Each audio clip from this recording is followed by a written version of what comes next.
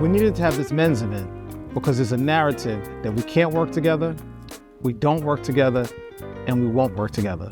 So a Brotherhood event drew a picture and created relationships across difference for men that have some of the same situations in their lives.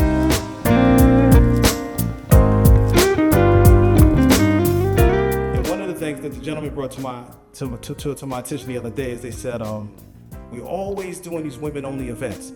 They go on retreats. They go to Sojo, man, for spa day. They go to the Poconos. Dennison is laughing, right? They go on all these retreats, and we've never had an all-man event. We've never had an all-male event. And someone said that they wouldn't show up. Like, look around the room. That's what they told me. They said we have difficulty working together, and that we couldn't get men from all walks of life, all races, all socioeconomic levels to come together and work together to show up, man. And these brothers really stayed on me, and they said we need each other. We always talk about this idea of no one's coming to save us. And the young boys are always telling us that we need each other, that they need us, and they need us to show up in a certain way. So the plan is for us to come to know one another. The plan is for us to make commitments to continue to do the work that we do to change our community, and to understand that together how much stronger we are. Someone like myself, I haven't been incarcerated for that part of my life is over a decade ago. But to meet with brothers that are fresh coming home, that are just where I was at, was really humbling. And also to meet brothers that were down for like decades at a time. You know, while we were all out here doing what we were doing, going in and out, in and out. These are some of the brothers that they didn't feel like there was light at the end of the tunnel. And then to see a light at the end of the tunnel actually someday, it's humbling. Then to be out here just moving around and doing whatever they're doing. It was just a great experience. 5 months ago, I was in prison. Just came off from doing 12 years. Who would have thought I'd be sitting down right next to the mayor, holding his hand, taking pictures with the mayor. Not only did I gain the resources that I needed, but I was also able to help people that were there that needed help. I heard they cry. We all born with 5 senses. One of my 5 senses is to hear my brothers and sisters cry. So to hear somebody going through what I went through a few months ago, and I was able to give him the help that he needed or guide him down the right path, that it was a blessing.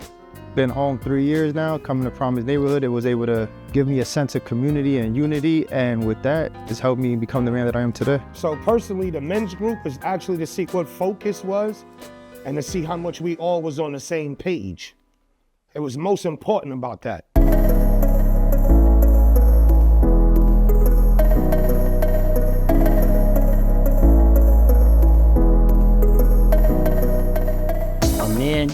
Is only as good as his weakness. Without a weakness, you can't be a man. We have to go through some form of hurt, some form of a trial or a tribulation in order to figure out what manhood is. Us as men, our defense mechanism is we got to keep ourselves busy.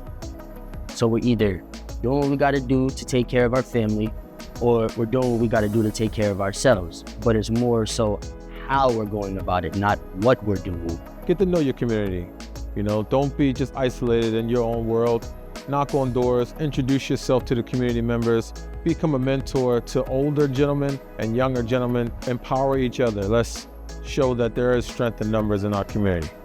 We need these community organizations more badly than anyone realizes. There are very few community organizers that exist anymore.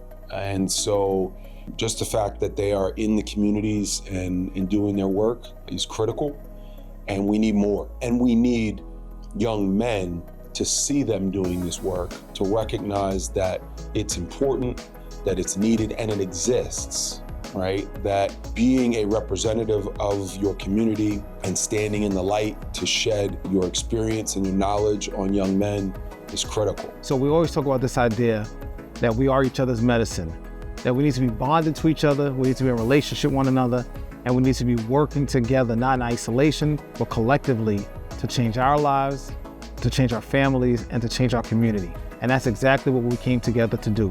We came to look at ourselves as fathers, look at ourselves as sons, look at ourselves as brothers, look at ourselves as neighbors, and look at ourselves as leaders.